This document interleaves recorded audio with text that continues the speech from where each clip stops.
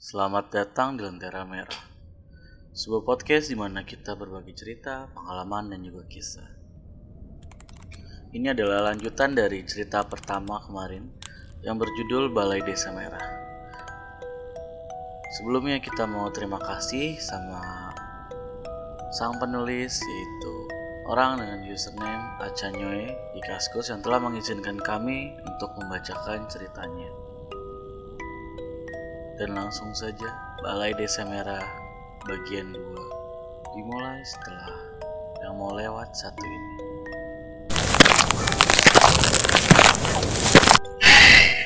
Nyalakan lenteranya.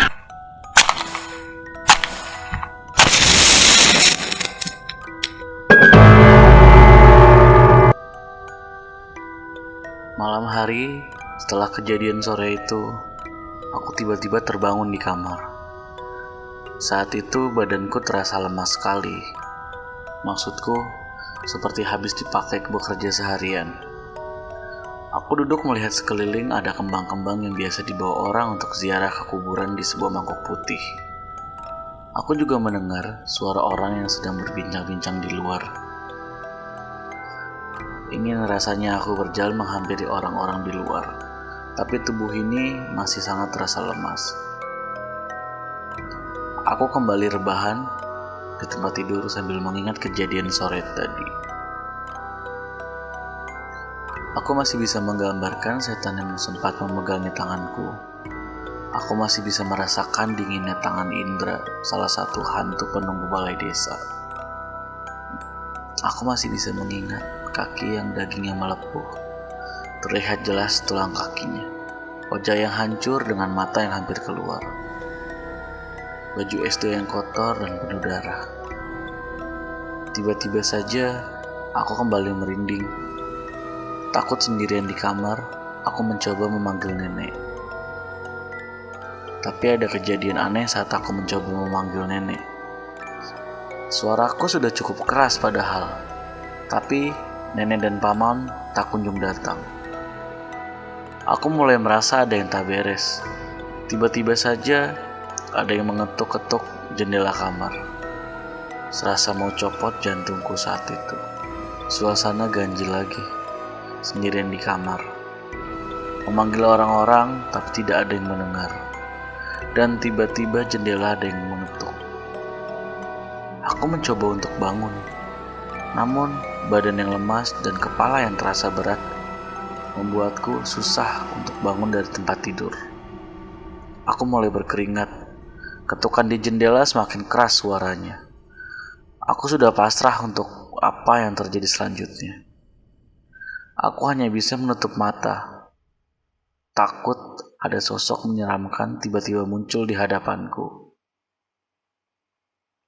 Suara ketukan itu masih terdengar jelas.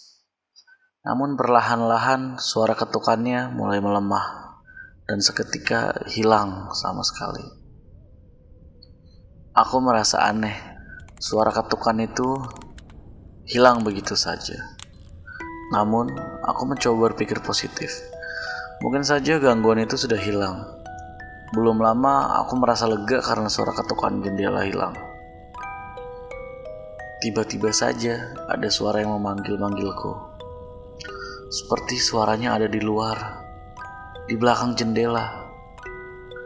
Aku ketakutan bukan main. Dia memanggil namaku dan mengajakku untuk bermain. Keluar ayo main di rumahku ayo main di rumahku ayo ke balai desa, Suara itu terdengar jelas, suara Indra, makhluk halus yang tadi sore menampakkan wujudnya kepadaku. Aku mulai panik. Aku berdoa sebisanya. Saat aku mulai takut bukan main, tiba-tiba saja ada yang memegang kakiku. Aku masih dalam posisi menutup mata saat itu. Aku merasakan kakiku dipegang oleh tangan besar dan kasar, seperti tangan yang penuh luka bakar. Aku sudah tidak kuat lagi. Aku mencoba membuka mata. Dan apa yang kulihat adalah sosok Indra yang berdiri di samping sosok setan berbaju hitam dengan mata merah. dan muka yang hitam, hancur, dan menyeramkan. Penampakan kali ini benar-benar menakutkan. Indra saja sudah luar biasa seramnya dengan seragam SD. Ditambah sosok hantu besar hitam itu. Sesaat setelah aku melihat sosok itu, aku tak sadarkan diri. Berbeda dengan sore hari kali ini, aku bukan hanya tak sadarkan diri, tapi juga kesurupan. Waktu kesurupan, aku tak ingat apapun. Aku tahu detailnya ketika aku kesurupan adalah dari cerita paman esok harinya. Asal-usul Indra terkuak ketika aku kerasukan. Dan sosok di samping Indra adalah salah satu sosok yang membuat balai desa kini menjadi tempat angker menyeramkan. Esok harinya, ketika aku terbangun, aku merasakan kepala yang sedikit berat dan sakit di bagian jari dan kuku serta pegal di seluruh badan. Namun tidak selemas kemarin saat aku pingsan seusai melihat penampakan Indra. Aku mencoba bangkit dari tempat tidur untuk mencari seseorang yang bisa menceritakan apa yang aku alami semalam. Aku menuju balai di depan rumah tempat biasa paman duduk sambil menikmati udara pagi. Aku melihat paman sedang makan sarapannya. Dia kaget karena dikiranya aku belum bangun. Dia langsung membantuku berjalan. Mungkin karena langkahku yang sedikit gontai. Kini aku duduk berdua dengan paman, dan aku langsung menanyakan apa yang telah terjadi semalam. Paman mulai menceritakan semuanya. Tadi malam, saat aku melihat penampakan hantu paling menyeramkan di balai desa, si mata merah yang kulitnya penuh darah dan bekas luka bakar, aku kesurupan. Aku tertawa sendiri di kamar dengan tawa yang menggema di seluruh ruangan. Malam itu ada salah satu orang pintar di desa yang diundang untuk mengusir arwah yang mengikutiku.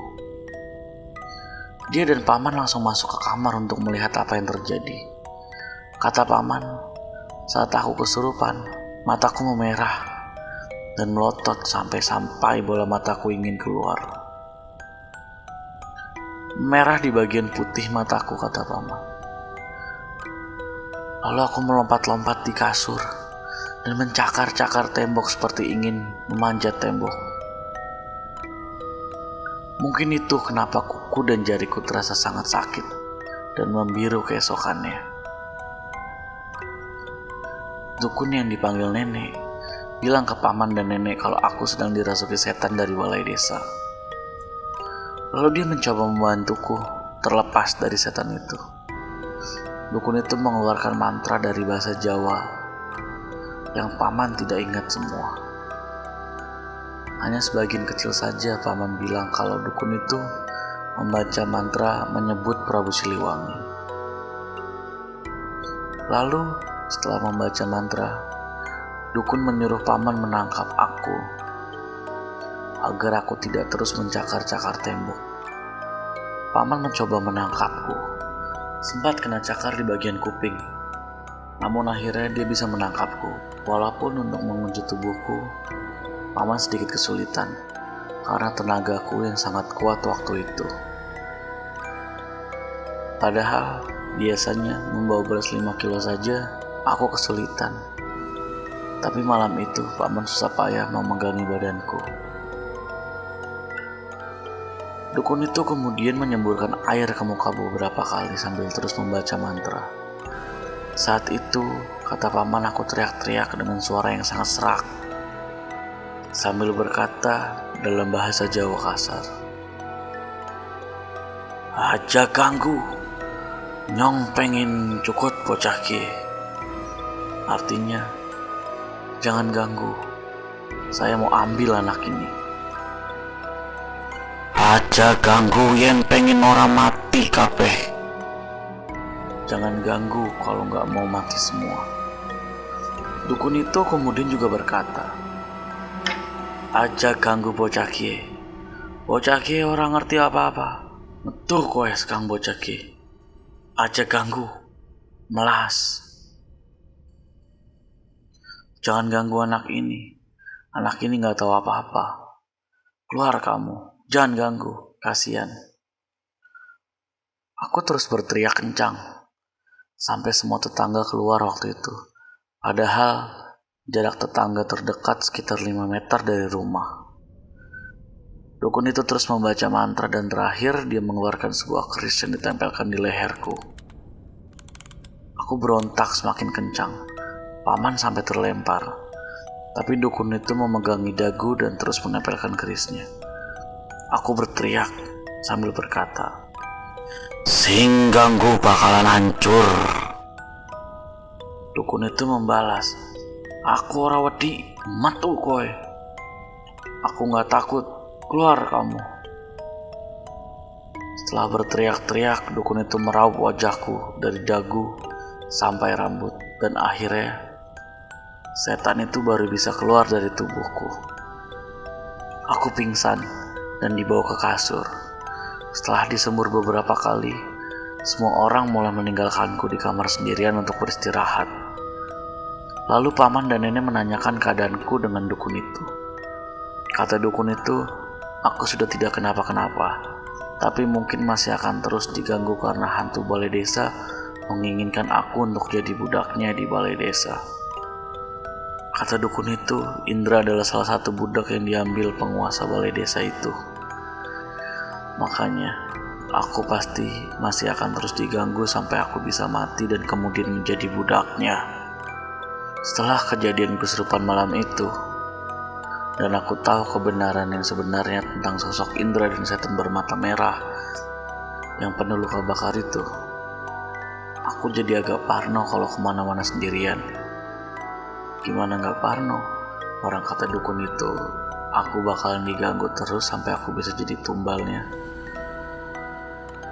Aku merasa setiap aku pergi kemana-mana, kayak selalu ada yang ngikutin dari belakang.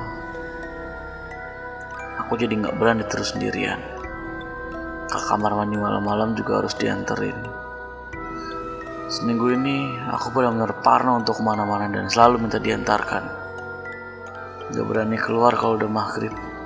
Selama seminggu lebih aku terapin seperti itu. Kemana-mana selalu diantar. Selama seminggu lebih aku gak diganggu. Dan aku juga sudah mulai berkurang parnonya. Kemarin sore-sore aja gak berani ke kamar mandi sendirian. Tapi setelah seminggu lebih gak ada gangguan, aku udah berani sore-sore ke kamar mandi sendirian. Kejadian Indra yang nampakin dirinya siang-siang dan berubah seram pas sore di dekat balai desa itu bikin aku takut walau hari masih sore. Setelah seminggu lebih gak ada keanehan, aku beranikan diri untuk ikutan ngaji pada maghrib di ustadz yang lumayan dekat dari rumah. Soalnya aku sudah dipesenin dengan emak buat ngikut ngaji sesampai di kampung. Dan lagi siapa tahu setelah aku ngaji, aku jadi gak diganggu lagi. Aku ngaji agak telat, harusnya aku datang dan sholat di musola. Itu ustadz rumahnya dekat-dekatan sama musola. Jadi aku bisa dapat nomor urut ngaji lebih cepat. Tapi sialnya, aku malah sholat di rumah. Jadilah aku dapat nomor urut paling buncit. Aku ngaji waktu itu masih ikro, tapi udah ikro 6. Pas aku giliran maju, aku ngerasa kayak ada yang ngeliatin dari belakang. Aku mendadak merinding waktu itu. Tiba-tiba saja bulu kuduku berdiri. Aku beberapa kali menengok ke belakang. Soalnya kayak ada merhatiin. Sampai ustadz bertanya, "Kenapa kok aku selalu nengok ke belakang?" Aku bilang aja, "Kayak ada yang merhatiin, Tat." Itu ustadz sudah tahu kejadian aku yang kesurupan kemarin. Pas sudah selesai ngaji, aku dikasih nasihat sama dia untuk suruh zikir pas jalan pulang nanti. Soalnya kamu lagi diikutin sama kuntilanak. Aku kaget pasti bilang kayak gitu. Aku jadi takut pulang sendirian. Tapi kata Pak Ustadz, jangan takut, pulang aja. Kalau kamu zikir gak bakal diganggu, katanya. Karena aku dapat giliran ngaji terakhir, aku jadi sekalian isya di situ, pulang jam 7:30 malam. Di sana di jam segitu sudah sangat sepi, beda sama di kota. Mana lampu penerangan jalan masih jarang. Aku pulang sendirian. Pas itu Rumahku kan dekat sama balai desa. Jadi balai desa kelihatan kalau mau pulang ke rumah. Aku pulang sambil zikir sebisaku. Aku ngerasa benar-benar merinding, kayak ada yang ngikutin dari belakang, dan yang ngikutin tepat di belakangku. Tiap kali aku nengok gak ada apa-apa, ngeliat ke atas juga gak ada apa-apa. Pas kira-kira nengok 100 meter, pas udah mau sampai rumah, di sebelah kebun kosong, aku seperti mendengar suara orang tertawa, kencang sekali. Suara ketawa kuntilanak gitu. Aku mau lari, tapi tiba-tiba kakiku rasanya lemah sekali buat untuk lari. Gak kuat, aku jalan pelan-pelan. Suaranya makin kencang. Aku tengok kanan dan kiri, depan ke belakang, gak kelihatan sumbernya. Tiba-tiba pas aku nengok ke atas, kakiku kayak ada yang netes gitu. Pas aku lihat, kakiku udah basah sampai sendal jepitnya juga basah. Dan aku lihat ke atas, ternyata ada kunti lagi terbang tepat di atas kepalaku. Aku sempat lihat mukanya, itu kunti penjaga jembatan yang pertama kali aku lihat. Cuma wajahnya hancur dan kayak ada cairan putih, seperti getah bening gitu yang ada di luka. Mukanya hancur, banyak bekas sayatan di pipi dan jidatnya. Banyak cairan getah bening yang agak bernanah dan itu baunya busuk sekali. Aku teriak sekencang-kencangnya, tapi tidak ada satupun yang datang.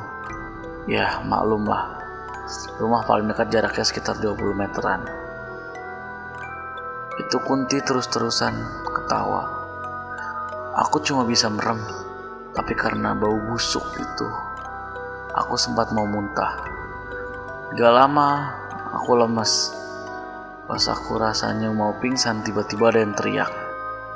"Dek, kenapa dek?" Teriak-teriak. Aku membuka mata, dan ternyata bapak-bapak. Kayaknya itu bapak, bisa dibilang rumahnya paling dekat dari tempat kejadianku waktu itu. Aku cuma bisa bilang, dengan lemas aku diganggu kunti. Si bapak yang udah tahu tentang kejadian aku kesurupan beberapa waktu lalu, langsung ngeh dan bantu aku jalan, yang waktu itu lemas sekali. Warga di sini kayaknya udah paham sama kejadian-kejadian seperti ini. Jadi kalau ada yang seperti aku, mereka gak banyak nanya, mereka juga gak bisa apa-apa.